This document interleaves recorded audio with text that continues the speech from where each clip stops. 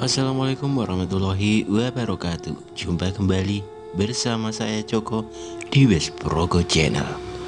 Untuk cerita kali ini akan menampilkan cerita Takdir Dua Alam karya dari Dioseta part terakhir. Sebelum cerita jangan lupa subscribe channel ini dan nyalakan tanda notifikasi agar channel ini terus berkembang dan update cerita dari saya. Dan bagi teman-teman yang ingin membacanya langsung ceritanya, linknya di kolom deskripsi.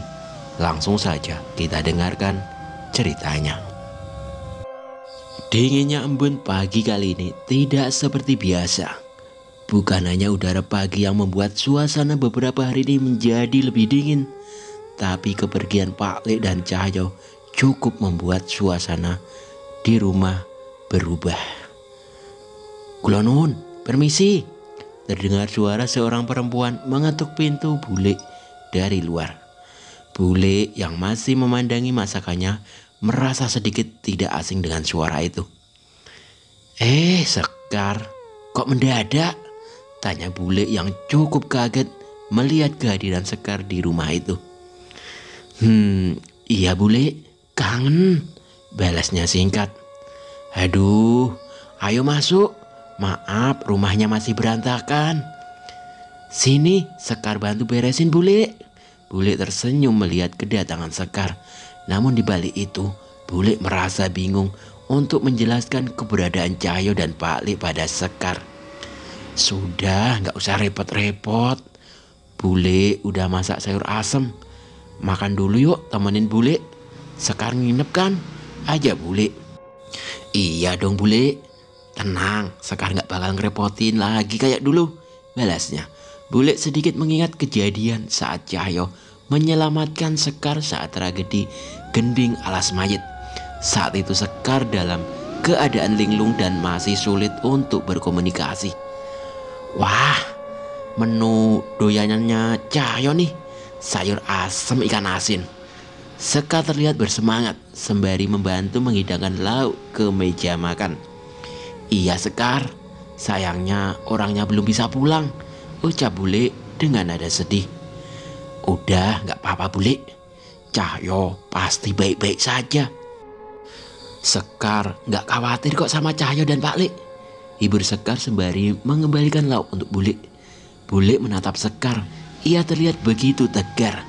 Sepertinya Sekar juga sudah mengetahui tentang keadaan Pak Le dan Cahyo sekarang. Sekar lebih khawatir sama bule.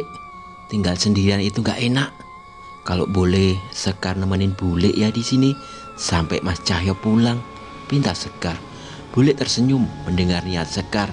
Jelas kehadiran Sekar bisa merubah suasana rumah ini menjadi berbeda. Bule sendirian aja? Tanya seorang ibu yang berpapasan dengan bule di pasar.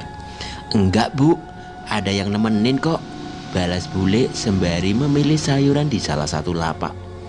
Wah, Pak Le udah pulang ya? Akhirnya ya bule. Jarang sekali Pak Le pergi selama ini, balas ibu itu. Belum, Pak Le belum pulang kok bu, balas bule. Tak berapa lama Sekar datang menghampiri bule dengan membawa beberapa bumbu masakan yang baru saja ia beli di sisi lain pasar. Ini Sekar, calonnya si Cahyo. Bule memperkenalkan Sekar pada tetangganya itu. Wah, calonnya Cahyo, cantik ya. Bisa-bisanya itu bocah bandel begitu dapat calon seayu ini, balas ibu itu. Sekar mencubit bule seketika menjadi salah tingkah dengan perkenalan itu. Awalnya ia ingin protes, tapi saat melihat bule tersenyum menikmati perbincangan itu, ia pun mengurungkan niatnya. Bule, Sekar malu tahu, ucap Sekar sembari berjalan pulang. Rapopo Sekar, ben kaget Cahyo pas mengko mulih ditakokne ibu sekampung, balas bule sambil tertawa kecil. Sekar ikut tertawa, ternyata bule juga punya sifat iseng juga. Lambat laun warga desa pun semakin mengenal Sekar. Bule juga sangat terbantu dengan keberadaan Sekar di rumah. Suatu ketika bule melihat Sekar menari di pendopo belakang rumah tempat biasa Pak Le dan Cahyo berkumpul. Awalnya bule merasa khawatir kalau itu ada hubungannya dengan kutukan yang menyerang desanya dulu. Tapi ternyata bule salah. Kekhawatiran pudar setelah melihat raut wajah Sekar yang menari dengan senyum mengikuti alunan nada yang ia setel dari radio milik Cahyo. "Bule baru tahu kalau kamu bisa nari," ucap bule mencoba menegur Sekar yang baru selesai dengan tariannya. Bule jadi malu," balas Sekar. "Tapi tarianmu bagus loh," bule sampai pangling. Sekar mematikan tipnya dan merapikan aksesoris yang ia kenakan.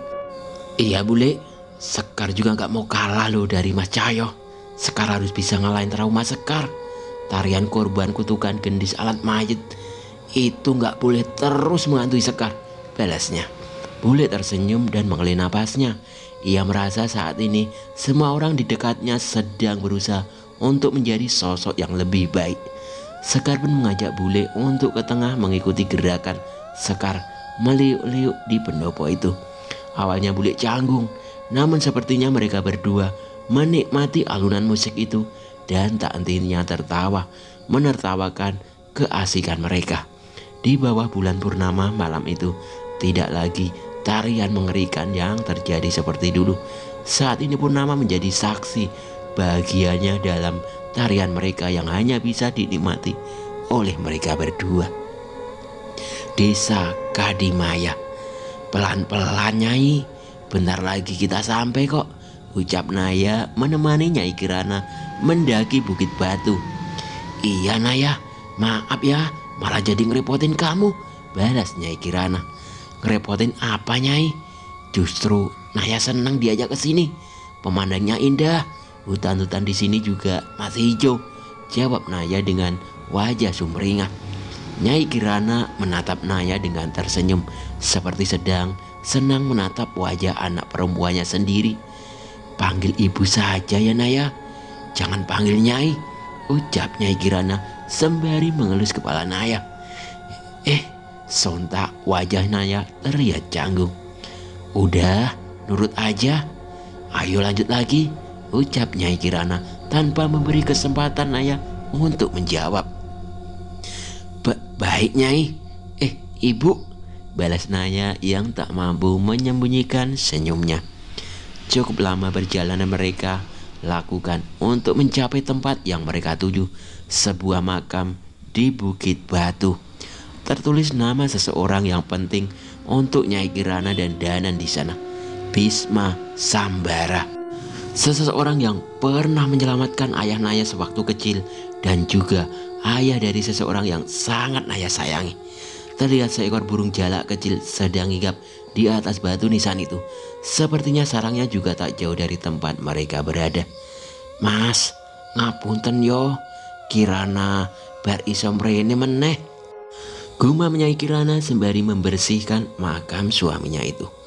Naya menatap tingkah laku Nyai Kirana yang menurutnya terlihat romantis, walau sosok lelaki yang ia sayangi sudah tidak ada lagi di sisinya. Kirana ditemenin sama Naya, calonnya Danan. Nggak nyangka ya kalau Danan juga nyantolnya sama Sinden, lanjutnya lagi. "Ibu, jangan gitu, Naya malu," ucap Naya sedikit menyinggol lengan Nyai Kirana. Nyai Kirana malah semakin tertawa melihat tingkah Naya. Di atas Bukit Batu itu, Nyai Kirana bercerita tentang Danan dan ayahnya dan tempat itu. "Tempat ini tidak akan seindah ini kalau tidak dijaga oleh sosok yang luar biasa," ucap Nyai Kirana. Naya sepertinya sudah bisa menebak sosok yang dimaksud oleh Nyai Kirana dari cerita yang pernah diceritakan Danan. Namanya Buto Lireng. Naya benar-benar antusias mendengar kisah pertarungan antara ayah Danan dan Buto Lireng hingga mereka berdua menjadi bersahabat. Bahkan Nyai Kirana sempat cemburu saat suaminya itu meminta dimakamkan di atas Bukit Batu dibandingkan dengan dekat makam keluarganya. "Yang sabar ya Bu, ada berkahnya juga. Jadi tiap kunjungin Bapak kita bisa melihat pemandangan bagus ini," ucap Naya. "Iya Nduk," Bapaknya Danan memang susah ditebak, balas Nyai Kirana. Sama persis sama anaknya. Naya membalas sambil sedikit mengingat setiap wajah Danan saat bersama dengannya. Entah berapa lama mereka bercengkerama di tempat itu, sembari menikmati udara segar dan pemandangan yang membuat mereka merasa nyaman. Seolah-olah seluruh serangga hutan, burung-burung, dan seluruh alam di hutan sekitar Bukit Batu menyambut kedatangan mereka. Mas, bantu jaga Danan dari sana. Kirana sama Naya cuma bisa nitip doa dan menanti dengan sabar. Tapi kami tahu Danan dan yang lain pasti akan kembali dengan selamat, ucap Nyai Kirana. Naya tahu dengan betul di balik wajahnya yang kuat, Nyai Kirana tersimpan rasa khawatir yang mendalam atas anaknya itu. Sebelum memutuskan untuk pulang, Nyai Kirana menyanyikan sebuah tembang dengan suara yang merdu di atas Bukit Batu itu. Naya tahu dengan jelas bahwa itu adalah tembang yang sangat disukai ayah Danan semasa hidup. Naya pun mengimbangi suara Nyai Kirana dan membiarkan suara mereka berdua menghibur siapapun yang mendengar di atas Bukit Batu itu. Entah itu suara hewan hutan, dedaunan, rimbunya pepohonan, atau hanya seekor burung jalak yang setia mendengarkan dari atas batu nisan itu. Di puing-puing desa Kumolondaru, tepat saat Mbah Jiwo dan Pak Wajah kembali ke desa itu, seluruh suasana kembali mencekam. Langit kembali terlihat menghitam dan puluhan makhluk memantau mereka dari kejauhan. Mbah Jiwo, Pak Wajah yang khawatir mencoba memastikan keadaannya. Tenang Pak Wajah, saya sudah memutuskan apa yang harus saya lakukan, balas Mbah Jiwo. Pak Wajah sekali lagi memastikan raut wajah Mbah Jiwo. Kali ini ia yakin bahwa tidak ada keraguan di wajahnya. Ia kembali mendatangi sebuah makam di belakang rumah. Bersamaan dengan itu, sosok makhluk menyerupai jasad warga yang sudah membusuk mengepung mereka. Mbah Jiwo tidak beranjak sama sekali dari tempatnya. Ia terus menggali makam itu, bahkan walau berbagai makhluk menjijikan itu mengerubuti tubuhnya, mencakarnya dan menghalanginya. Mbah Jiwo, jangan nekat, teriak Pak Wajah. Mbah Jiwo tidak bergeming, ia terus melakukan ritual itu. Anehnya, memang makhluk-makhluk itu hanya menyerang Mbah Jiwo. Pak Wajah tidak ingin lengah, sedari tadi ia memang sudah merasakan niat jahat di tempat ini. Sesekali ia membacakan doa untuk memulihkan Mbah Jiwo, sekaligus mencari asal kecurigaannya. Ada sesuatu yang membuat Pak Wajah merasa tidak nyaman. Sementara Mbah Jiwo masih berusaha mengambil kitab itu, Pak Wajah pun mengeluarkan sebuah pusaka mangkok kuningnya dan mendentingkan suaranya ke seluruh penjuru hutan. Benar saja, tepat saat suara itu menggema, berbagai sosok ular terlihat sedang memantau mereka dari pepohonan di dalam hutan itu. Pak Wajah memutuskan untuk tidak memberitahu itu kepada Mbah Jiwo dan memilih menghadapi ular jadi-jadian itu seorang diri. Dengan beberapa mantra, Pak Wajah berhasil membakar puluhan ular yang mencoba mengincar mereka. Namun hal itu membangkitkan amarah di balik keberadaan makhluk-makhluk itu. Manusia-manusia brengsek, semuanya kalian tinggal mengambil kitab itu dan mati saja. Terdengar suara perempuan tua menggema di seluruh hutan. Pak Wajah kembali membaca mantranya seolah untuk membuka tabir yang menyelimuti tempat ini. Gila, rupanya seluruh desa Kumolondaru saat ini berada dalam lilitan ular besar dengan tubuh perempuan. Makhluk itu benar-benar besar, bahkan tubuh perempuan pun hampir setinggi rumah. Siluman ular, sebaiknya kau meninggalkan tempat ini, perintah Pak Wajah. Siluman ular itu menatap Pak Wajah. Sepertinya ia juga tahu bahwa Pak Wajah bukanlah manusia biasa yang bisa ia ancam begitu saja. Orang itu harus bertanggung jawabkan darah yang ditumpahkan oleh leluhurnya. Kau tidak berhak ikut campur, ucap ular raksasa itu. Pak Wajah benar-benar tidak ingin menggubris ucapan siluman ular itu. Sebaliknya, ia membacakan sebuah mantra yang menciptakan batas berupa api yang membakar perbatasan desa. Urusan Bajiwo dengan warga desa itu bukan siluman seperti kau, ucap Pak Wajah dengan tegas. Orang-orang itu mengabdi kepadaku. Orang itu juga urusanku. Siluman itu masih tidak ingin menyerah. Pak Wajah sekali lagi tidak menggubrisnya dan berpaling ke arah Bajiwo untuk memulihkan lukanya walau sedikit. Apa yang Pak Wajah lihat saat itu adalah pemandangan yang mungkin tidak pernah ia lihat lagi. Seorang Bajiwo dengan darah, keringat, dan air mata bercucuran menggali makam itu dengan menahan semua serangan dan umpatan setan-setan di sekitarnya. Semua rasa bersalah yang diturunkan oleh leluhurnya ia terima seorang diri di tempat itu. Tidak akan kubiarkan kau mati di tempat itu, Bajiwo. Itu adalah ucapan Pak Wajah sekaligus janji yang ia ucapkan di tempat itu. Siluman ular itu terus mengawasi mereka berdua. Ia sadar ada sesuatu dari Pak Wajah yang membuatnya tidak bisa mengalahkannya begitu saja.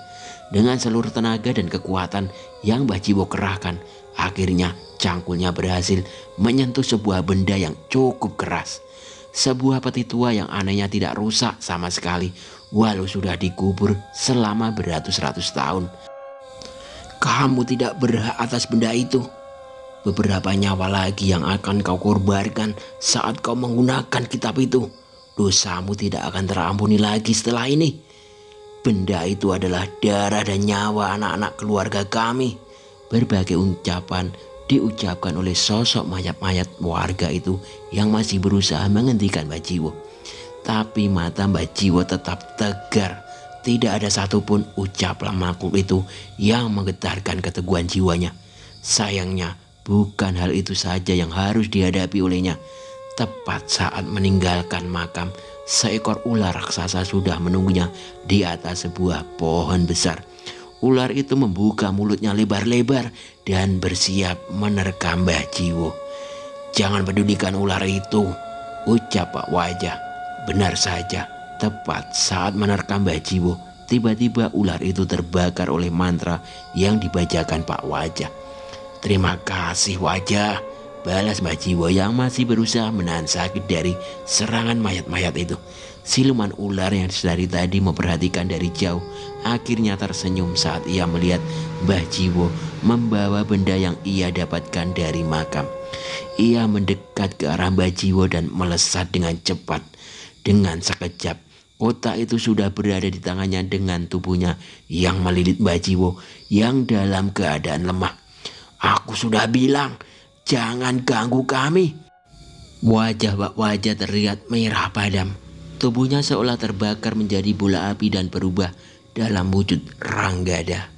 Dengan sekejap, ia melahap setengah tubuh manusia ular itu hingga darah hitam mengalir dari sisi tubuh yang tersisa.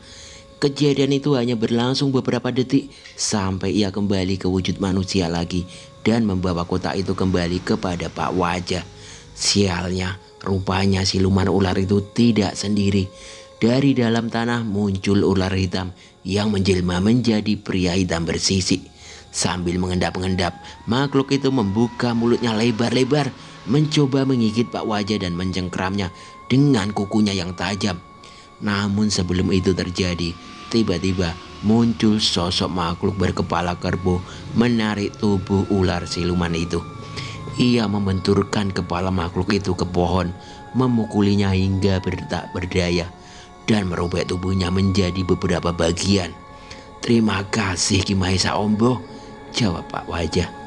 Tepat setelah kedua siluman ular itu mati, seluruh arwah penasaran berwujud mayat yang menghubungi Bajiwo terhenti.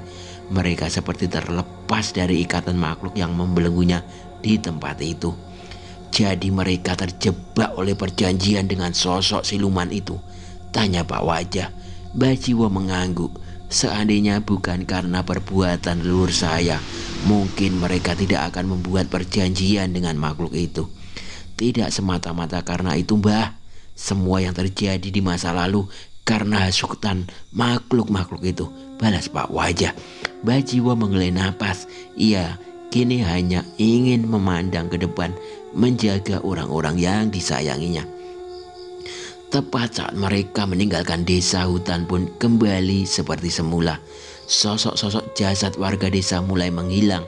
Sepertinya mereka sudah tidak terikat lagi dengan siluman itu. Bajiwo kembali menoleh ke desa itu sejenak dan mendekat ke arah roh-roh itu. Dimas dan Rumi, mereka adalah cucu-cucu kalian. Saat ini mereka cucuku juga. Saya berjanji akan menjaga mereka dengan nyawa saya. Bukan sekedar untuk menebus dosa, tapi karena saya menyayangi mereka dengan tulus. Ucapan Bajiwo mengantar kepergian roh-roh yang sudah terlepas dari makhluk yang mengikatnya itu. Tidak hanya roh itu, sepertinya Bajiwo pun mulai terlepas dari beban dan dosa-dosa yang selama ini menghantuinya. Sementara di pemakaman Trabiyarsono, sebuah celah kecil menuntun Dirga, Guntur, Jagat, Boksar, dan Nyai Jamprong ke sebuah pemakaman yang sangat tidak biasa. Ada pohon-pohon yang tumbuh di dalam menjulang hingga keluar gua. Sementara makam-makam itu terjajar rapi di dalam. Tidak seperti di jalur masuk tadi, tempat ini sedikit lebih terang dengan cahaya bulan yang masuk dari dalam. Walau langit-langit terbuka, mereka yakin jalur di luar hampir tidak bisa dilalui oleh manusia dengan mudah. Raden Darwana. Boksar mengucapkan nama yang sepertinya sudah lama tidak ia dengar. Ia ingin memastikan siapakah laki-laki yang berdiri di tengah makam dengan kekuatan yang mengerikan itu. Mendengar ucapan Boksar, pria itu pun menoleh ke arah kami. Aneh, ada yang sangat aneh dari tubuhnya, terutama wajahnya. Wajahnya terkadang seperti berubah menjadi makhluk menyeramkan dan kadang seperti manusia. Mereka semua menduga bahwa orang itu sendiri mungkin tidak dapat mengendalikan hal itu. Tidak usah, seluruh saripati dari jasad-jasad yang ada di sini sudah lebih dari cukup. Jangan sia-siakan nyawamu cucuku, ucap sosok yang dipanggil dengan nama Raden Darwana oleh Boksar itu. Cucu, aku sama sekali tidak merasa ada hubungan darah dengan iblis sepertimu, bantah Boksar. Raden Darwana tidak memperdulikan ucapan Boksar.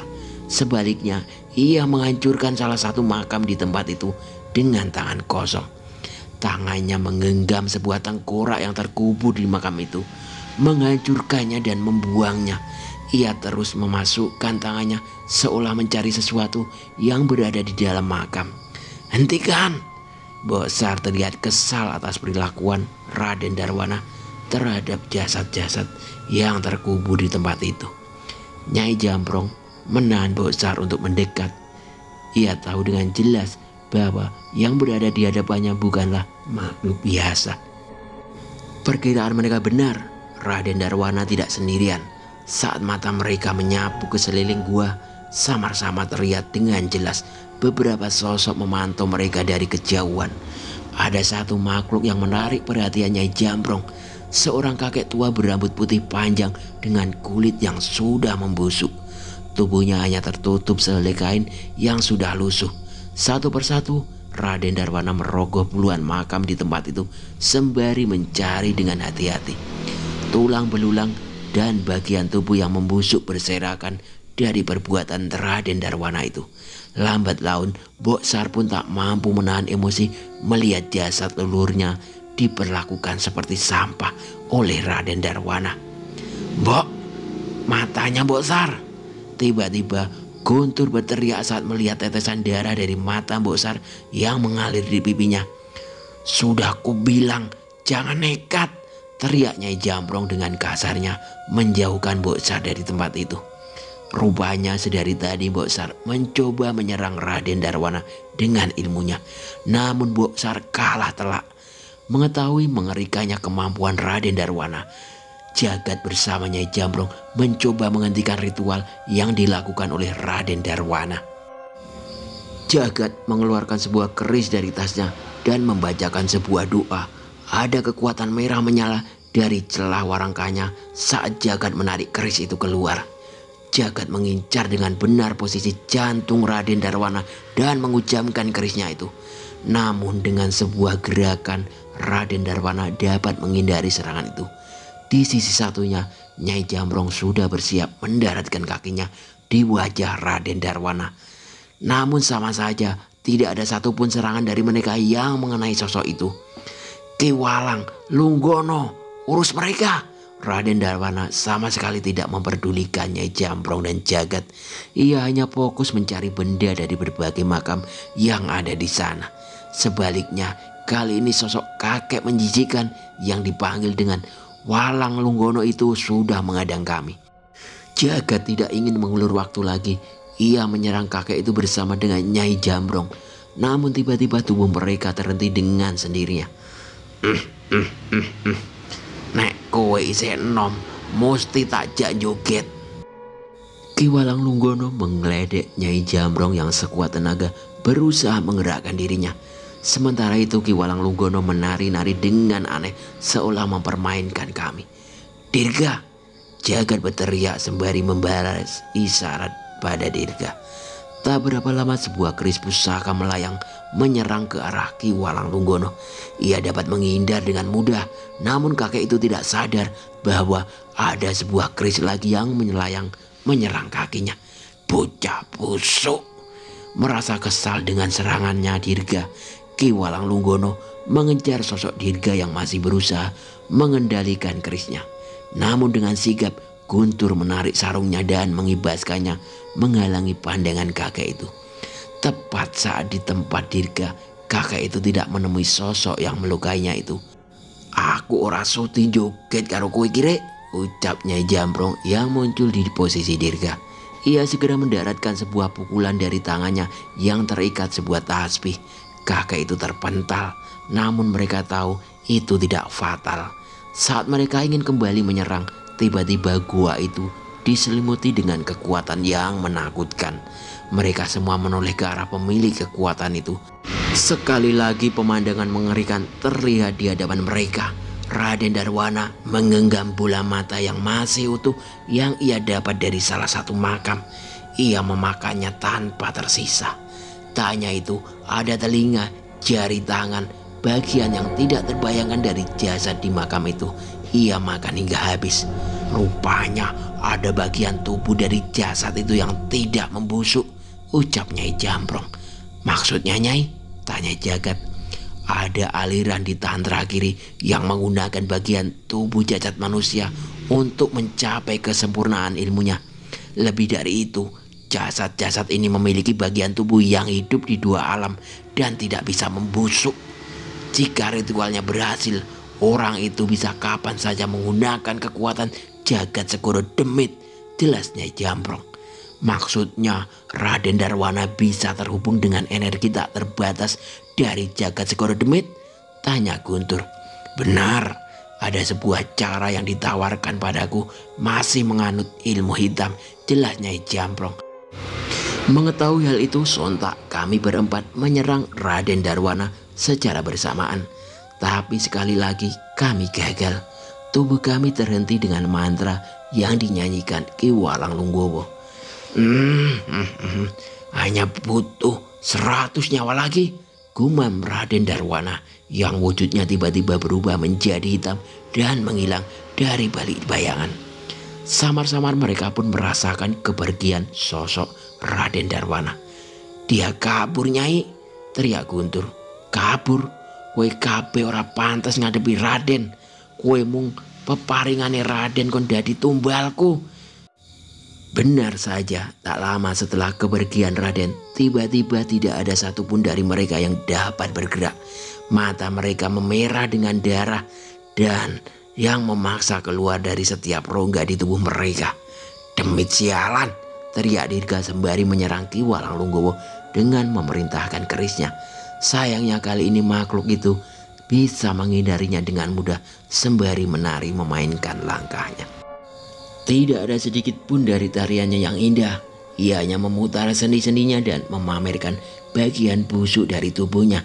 Dirga, cukup, teriak Mas Jagat. Tapi Mas, iya Dirga, wajahmu pucat. Fokus baca doa buat merangkal kutukan walang itu, ucap Guntur yang sadar bahwa Dirga bisa saja kehilangan kesadarannya. Selain karena kehabisan darah, jurus yang digunakan Dirga juga sayang membebani dirinya. Tidak ada lagi yang bisa mereka lakukan lagi selain berusaha menahan kutukan Ki Walanglunggono dengan dua ajian yang mereka bisa. Sayangnya itu hanya berhasil untuk mengulur waktu saja.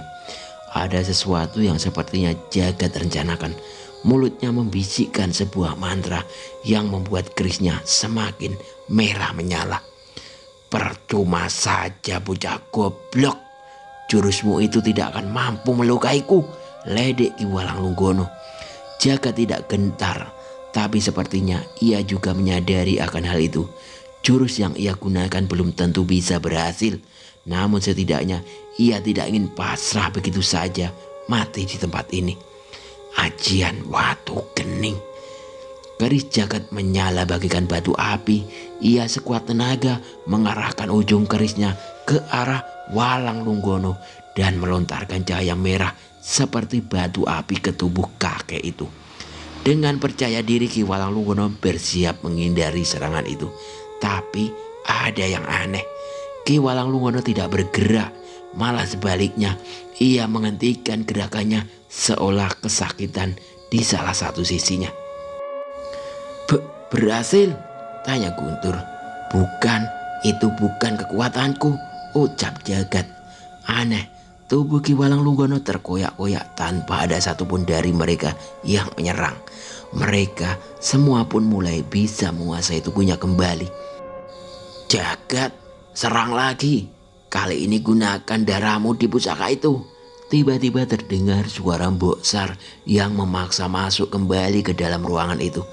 Jagat terlihat ragu.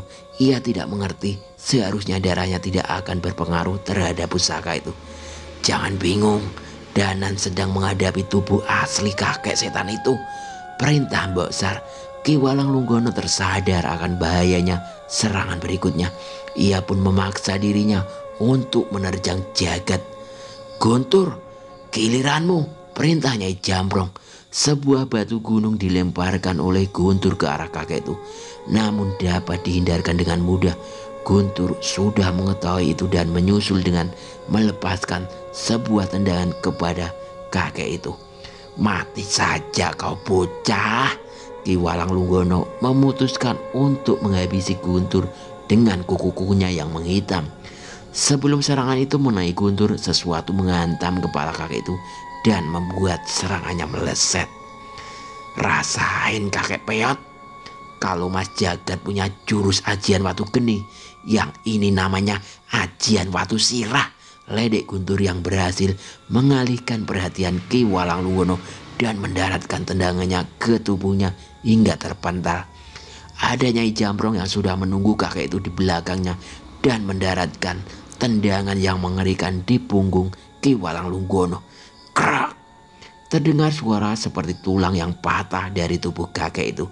Sekarang, perintah Nyai Jambrong. Benar saja, keris yang digenggam Jagat berubah menjadi merah padam seperti sebuah keris yang baru saja selesai ditempa.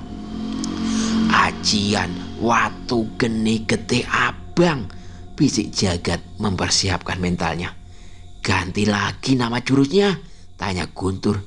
Berisik, terserah dia yang punya jurus, balasnya Jambrong. Ki Walanglunggono benar-benar ingin menghindar, tapi ada sesuatu yang terus melukai tubuhnya dari sisi alam lain. Dalam hitungan detik, keris Jagat mengoyak tubuh Ki Walanglunggono. Ia pun tidak ingin melepaskan kesempatan itu dan memisahkan setiap bagian setan itu agar tidak berdaya. Sayangnya, keris yang Jagat gunakan tidak mampu menahan ajian itu dan pecah berkeping-keping. Aku akan kembali pulih dan menghabisi kalian. Kalian dengan lebih mengerikan, ancam Ki Walanglunggono. Namun ancamannya tidak sesuai dengan apa yang terjadi pada tubuhnya. Api hitam tiba-tiba muncul membakar tubuhnya. Tidak, apa ini? Itu jurus Pak Lek, ucap Guntur yang berusaha memulihkan dirinya. Mbok Sar terlihat mengangguk. Ia melemparkan sedikit air ke sebuah kubangan dan menunjukkan apa yang terjadi di alam jagat Segoro Demit. Keempat makhluk lainnya sudah menyatu dengan tubuh Raden, teriak Danan. Raden, bukannya Raden baru saja pergi meninggalkan gua ini untuk mencari tumbal, tanya Dirga. Pemandangan di dalam genangan air itu menunjukkan keberadaan jasad Ki Walang Nunggono yang sama persis dengan yang barusan mereka kalahkan. Makhluk itu ada dua. Guntur juga bingung. Nyai Jamrong mendekat dan memperhatikan apa yang terlihat di sana. Di hadapan Danan dan Cahyo terlihat sosok seseorang yang sama persis dengan Raden Darwana tadi. Jadi begitu, ucap Nyai Jamrong. Begitu apa toh Mbah? Tanya Guntur. Tubuh dan sukma mereka terbagi di dua alam. Ini merepotkan, jelas Nyai Jamrong. Nyai Jamrong bercerita bahwa ada sosok yang paling didewakan saat peperangan zaman kerajaan dulu. Mereka adalah sosok dedemit yang memiliki ilmu ini. Saat demit itu dikalahkan, ia tidak akan mati dan terus memulihkan dirinya selama ia masih hidup di alam lain. Terlebih di jagat segoro demit, makhluk-makhluk itu memiliki energi yang cukup dari alam itu. Berarti kita bisa menang tadi karena Mas Danan juga mengalahkan Ki Walang Nunggono di alam sana, tanya Dirga. Nyai Jamrong mengangguk. Sudah, tidak usah banyak bicara. Kalian kejar Raden Darwana. Ratusan warga di kampung Kulon terlihat mengamuk. Mereka kesurupan. Perintah Bosar yang setengah mati menggunakan ilmu jenayangnya untuk mengetahui keberadaan Raden Darwana. Ayo Mbok, kita pergi. Guntur mencoba membantu Bosar, tapi ia menolak. Aku akan menuntun kalian dari tempat ini. Harus ada yang menyambungkan kalian dengan Danan saat bertarung, ucap Bosar. Nyai Jamrong menolak. Ia segera berusaha mengindong Bosar, namun Bosar melawan dengan memukul kepalanya. Ora usah maksa, kowe sing paling ngerti kahanan saiki. Tapi ya ora mungkin tak tinggal kowe nang kene dhewean. Aku ora dhewean, ucap Bosar. Aku di sini bersama leluhurku. Melihat kebulatan tekad Nyai Jamrong pun memutuskan untuk mengikuti perintah Bosar.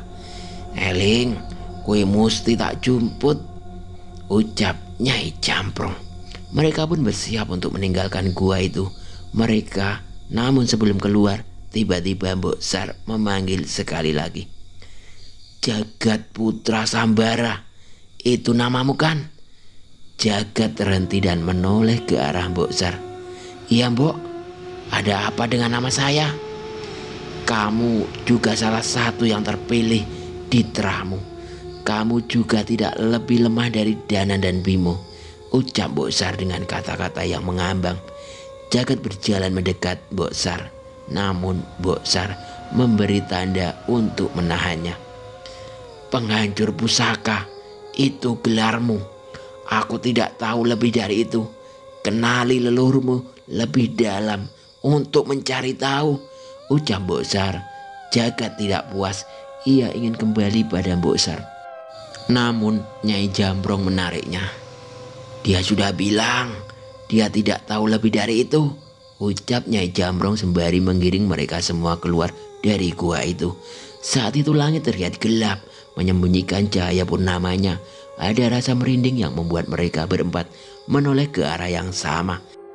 Desa Kulon, cepat Mas Jagat, banyak yang mati di sana, ucap Dirga yang jantungnya seolah merasakan teririsnya saat merasakan hawa mengerikan dari arah itu.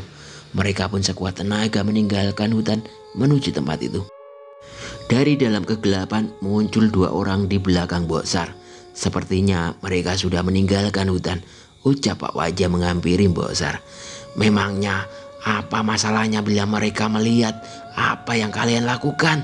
Tanya Bosar. Kami hanya tidak ingin mereka berpikir untuk melakukan apa yang kami lakukan ini kelak, jawab Bajiwo dengan menggenggam buku hitam di tangannya. Bosar menghela napas melihat tatapan sayu Pak Wajah dan Bajiwo. Ritual ini hanya bisa dilakukan oleh pendosa seperti kami, ucap Pak Wajah sembari menghampiri beberapa makam. Lakukan apa yang kalian butuhkan dari tempat ini. Bila jasad leluhurku tidak cukup, jangan ragu untuk menggunakan jasadku, ucap Boksar sembari mengambil posisi duduk bersila di hadapan sebuah genangan air. Sudut pandang Danan. Angin berembus di padang pasir yang kami lewati. Saat ini aku masih memikirkan keadaan jagat dan yang lain yang berusaha mengeluarkan kami dari alam ini. Nyai, kenapa berhenti? Tanya Cahyo yang melihat Nyai Sendang Rangu sesekali terhenti menoleh ke arah bangunan misterius tadi. Tidak, kita lanjut jalan saja, ucap Nyai Sendang Rangu. Nyai Sendang Rangu berjalan melewati kami, tapi kali ini kami tidak menyusulnya. Ia pun menoleh ke arah kami. Kita harus menghadapinya kan Nyai? Tanyaku. Bodoh, itu sama saja bunuh diri, ucap Nyai Sendang Rangu yang kembali berpaling untuk berangkat. Tapi kami tidak bergerak sama sekali. Apa yang jagat dan yang lain lakukan tidak lagi hanya tentang menyelamatkan kita. Kami tahu rencana mereka membawa mereka ke bahaya yang lebih besar. Tambah balik Nyai Sendang Rangu yang mengerti kerasnya hati kami pun berhenti. Ia mengibaskan selendangnya dan membuat sebuah kabut. Samar-samar ada bayangan jagat, Dirga, Nyai Jamrong, dan Guntur yang sedang bertarung di mulut gua. Nenek Cenayang itu masih mencoba menghubungkan inderanya denganku. Pencarian mereka akan mempertemukan mereka dengan sosok yang disebut Raden Darwana itu. Jelas Nyai Sendang Rangu. Tidak mungkin. Jangan-jangan Raden Darwana itu sudah berhasil hidup di dua alam, tanya Pak Lek. Nyai Sendang Rangu mengangguk. Sepertinya ia dapat penglihatan dari Boksar. Mendengar penjelasan itu, sontak tanpa berbicara kami semua menaiki tubuh Wanasura dan Kliwon untuk kembali ke puing bangunan misterius itu. Lawan kalian kali ini di luar kemampuan kalian, peringat Nyai Sendang Rangu. Tidak ada yang sempurna selain Tuhan. Aku percaya kita pasti akan menemukan kelemahan dari makhluk itu, ucapku. Secepat mungkin kami kembali ke tempat mengerikan itu. Ada sebuah bangunan yang memancarkan hal mengerikan dari dalamnya. Kami pun segera melompat ke arah komplek bangunan itu dan mencari tahu apa yang terjadi di sana. Tepat saat berada di tengah-tengah wilayah itu, penciuman kami terganggu dengan bau mayat yang menyengat di mana-mana. Ini seperti dulu Nan, ucap Cahyo yang mengingat kejadian di rumah kandang mayat dulu. Mungkin lebih mengerikan, balasku sembari menatap beberapa patung arca yang wujudnya tidak asing lagi bagi kami. Kami berhati-hati memasuki wilayah itu. Sudah jelas banyak yang mengintai kami dari kejauhan. Namun sepertinya mereka tidak bermaksud mendekat tanpa adanya perintah.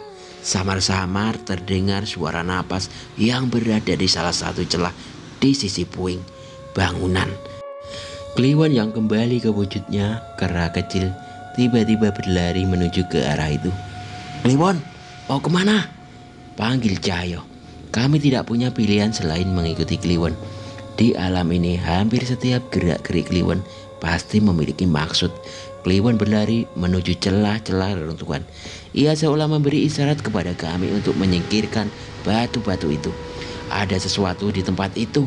Suara napas yang terdengar semakin jelas. Ada sosok yang terbaring di tempat itu. Tubuhnya tampak mengerikan.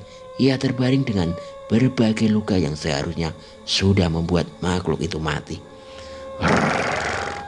Makhluk itu waspada dengan kedatangan kami. Namun sepertinya Kliwon mampu menenangkannya. Itu makhluk apa Pak Lek? Tanya aku. Mbuh Nan, tapi kalau Kliwon sampai berani mendekat, mungkin saja bukan makhluk jahat, jawab Pak Lek. Kalian, bagaimana manusia bisa di alam ini? Ucap makhluk itu. Kami tersesat. Jenengan siapa? Kenapa bisa luka separah ini? Tanya Cahyo sembari menjemput Kliwon. Kalau kalian tidak ada urusan, sebaiknya kalian segera tinggalkan tempat ini. Kalian pasti mati bila Raden dan anak buahnya menemukan kalian, ucap makhluk itu. Kliwon melompat ke arah Pak Lek seolah memintanya untuk memulihkan sosok itu. Pak Le mengerti dan mencoba membantunya. Ada cahaya dari geni luka Pak Le yang menerangi ruangan itu. Saat ini baru terlihat jelas dia adalah makhluk yang menyerupai manusia yang tingginya hampir 3 meter. Sebagian tubuhnya tertutupi bulu dengan beberapa pusaka tersemat di bagian tubuhnya. Percuma, pusaka yang menopang hidup saya sudah diambil. Saya tetap akan mati, ucap makhluk itu. Memang benar, geni barokah Pak Le bisa menutupi luka makhluk itu. Tapi ada yang aneh, energi kehidupan makhluk itu tetap tidak kembali. Maksudnya apa? Bagaimana bisa? Tanya Pak Le. Nyai Sendang Rangu mendekat. Ia menatap sosok makhluk itu. Dia bukan makhluk hidup biasa. Dia adalah pusaka yang diberi kehidupan untuk sebuah misi. Saat ini pusakanya diambil atau rusak, ia akan mati. Jelas Nyai Sendang Rangu. Aku dan Cahyo saling menatap. Baru kali ini aku dan Cahyo melihat pusaka hidup dalam arti yang sebenarnya. Melihat kemampuan Pak Le dan keberadaan Nyai Sendang Rangu, sepertinya makhluk itu memutuskan untuk berbicara sesuatu. Saya Yai Kulambang yang ditugaskan menjaga gua makam Trabiyarsono. Saya ditarik ke alam ini. Ada setan tua yang bernama Ki Walang Lunggono yang menghabisi saya dan mengambil inti pusaka saya. Jelasnya sembari menunjuk ke arah satu arca berwujud kakek tua. Untuk apa? Apa ada hubungannya dengan Raden Darwana? Tanyaku. Yai Kulambang segera menoleh ke arahku saat menyebut nama itu. Firasatku benar, sepertinya keberadaannya juga ada hubungannya dengan musuh yang kami hadapi nanti. Apa kalian ke tempat ini dengan tujuan itu? Tanya Nyai Kulambang. Kami mengangguk. Secara singkat kami menceritakan tentang keadaan kami dan yang lain di alam manusia. Walaupun mustahil, risiko yang kami ambil sebanding dengan nyawa manusia yang dipertaruhkan. Setelah ini saya akan mati, tapi ada satu hal yang mungkin berguna untuk kalian, ucap Nyai Kulambang. Kami mendengarkan dengan seksama apa yang ingin ia sampaikan. Ada 5 titisan batara yang digambarkan oleh arca itu di tempat ini. Raden Darwana berusaha memiliki semua kekuatan dari kelima makhluk itu. Untuk menyatu dengan Nyai Wasiah, ia harus melakukan ritual senggama dengan jenazah manusia perempuan. Untuk menyatu dengan Dadung Gumontro, ia harus memakan sejumlah bagian tubuh dari jasad manusia cacat.